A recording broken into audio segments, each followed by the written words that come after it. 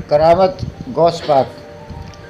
एक बार की कारगुजारी सुनाते हुए सरकार बगदाद हुजूर गौस पाक फरमाते हैं कि जब मैं इल्म दीन हासिल करने के लिए जीलान से बगदाद जाने वाले काफ़िले के साथ रवाना हुआ तो हमदान से आगे पहुंचते ही 60 डाकुओं के काफ़िले ने हमारे काफ़िले पर हमला कर दिया और सारा काफ़िला लूट लिया। लेकिन किसी ने भी मुझसे कोई अर्ज़ नहीं किया।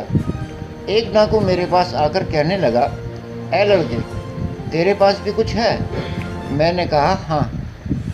उसने कहा, क्या है? मैंने कहा, 40 दीनार। डाकू ने पूछा, कहाँ है? मैंने कहा, गुदड़ी के अंदर।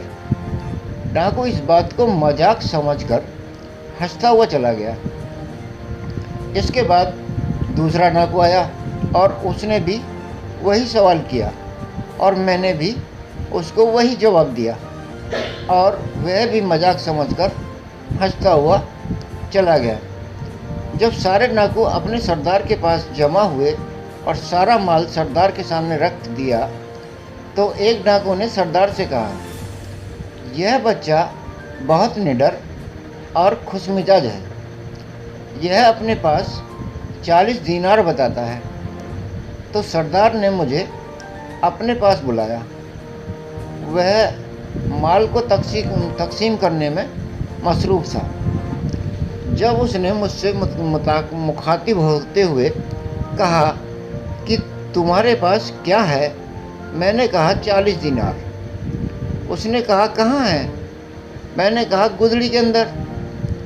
डाकुओं के सरदार ने मेरी तलाशी लेने का हुक्म दिया तो मेरी गुदड़ी में 40 दीनार निकले।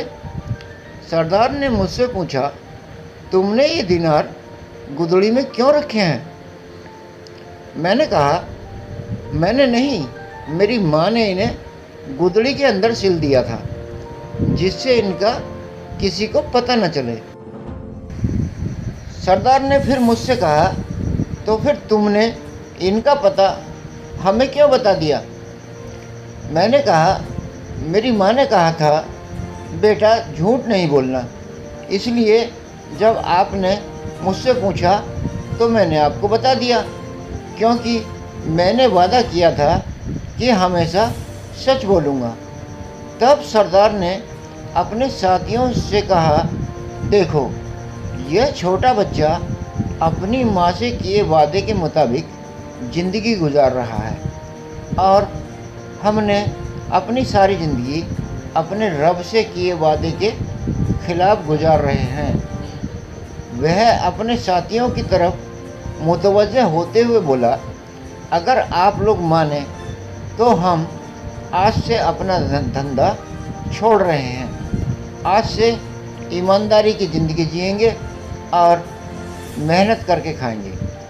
साथी भी तैयार हो गए और उन्होंने लूटा हुआ सारा सामान वापस कर दिया और सब ने मेरे हाथ पर कलमाए तैयबा पढ़ा और मुसलमान हो गए। दोस्तों, कहानी कैसी लगी हमें ज़रूर बताएं। अच्छी लगी हो तो अपने दोस्तों के साथ शेयर करें। चैनल पर नए हैं तो चैनल को सब्सक्राइब भी कर लें। वीडियो पूरा देखने के लिए आपका दिल से शुक्रिया। खुदा हाफिज़।